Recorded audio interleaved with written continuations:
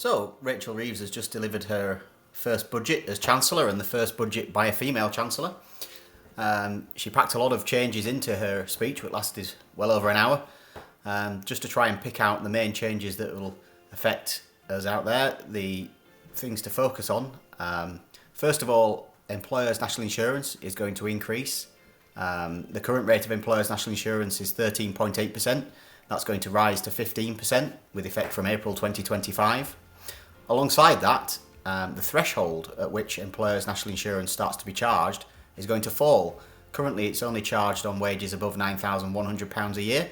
That threshold's falling to £5,000 from April 2025 as well. To compensate small businesses, the employment allowance, which currently means that you don't pay any employer's national insurance for the first £5,000 of your company national insurance bill, that employment allowance is going to increase to £10,500, again with effect from April 2025.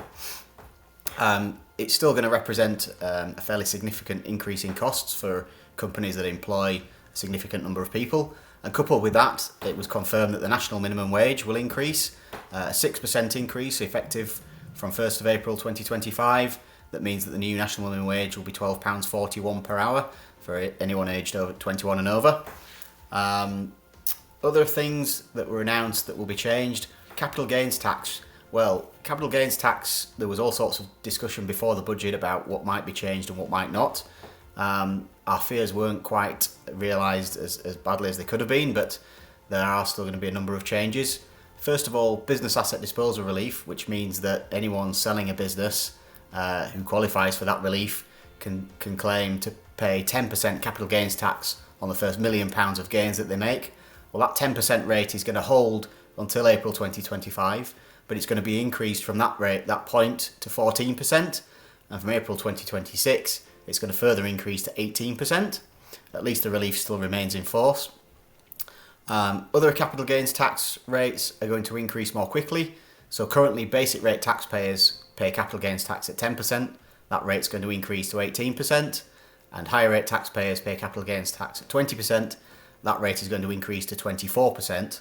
And that will bring those rates into line with the residential property rates that are currently in force. And those rates will stay as they are. So residential property capital gains tax for basic rate payers is already 18% and already 24% for higher rate payers.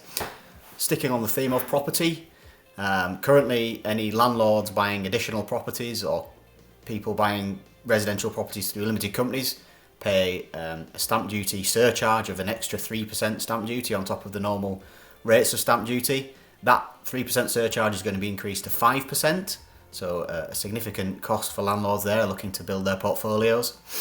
There were certain things that were mentioned that won't change. So the first is corporation tax. Corporation tax, the highest rate is 25%, and the Chancellor committed to that rate remaining in force for the duration of this Parliament, so the next 5 years.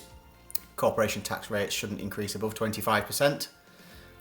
There was no change to income tax or employee national insurance, and the commitment already in force around freezing thresholds like the tax-free personal allowance and the threshold at which people start to pay higher rates of income tax, they will all remain frozen, but there won't be any extension to those frozen rates. That means there's no real change to the position around income tax. So anyone who's thinking around should they change how they remunerate themselves from a business, whether they pay themselves a salary and dividends, there's no change to that. The next change that was announced by the Chancellor was to the non-domiciled rules that currently allow individuals who were born outside the UK but have come here to live to only pay income tax on UK source income and keep the income that they generate from outside of the UK away from the UK tax regime. That non-domicile regime is going to be abolished entirely, and so there'll be significant changes for anyone claiming the non-domicile regime, and they will need to address those. Their worldwide income is going to be brought into the UK net very soon. There was quite a lot of speculation before the budget around pensions. There was actually no real deep changes to pensions. The vast majority of the rules that are currently in force remain. The only change that was announced that from 2027, pensions will be brought within the charge to inheritance tax. So at the moment, if you have a pension pot that still exists when you die, that sits outside of your estate for inheritance tax. That position will change from 2027 and it will be brought into your estate. So perhaps some longer term planning needed around that. The other major change to inheritance tax that was announced was around business property relief and agricultural property relief. Currently those reliefs are unlimited, and so business property relief means that usually a business owner with shares in a limited company that's not listed on a stock exchange, the shares in their company don't form part of their estate for inheritance tax if they pass away while they still own those shares. That relief remains, but it will only remain at 100% for the first £1 million of value. Anything above £1 million, the threshold will drop so that you pay 20% inheritance tax on anything above £1 million. So there are some changes around that, and may require some planning for anyone who's older generation business owner who's not planning to pass their business shares on to their descendants in the near future. Finally, the Chancellor announced a 1p reduction in the cost of a pint of beer on draft, and so with that, I'm off to the pub.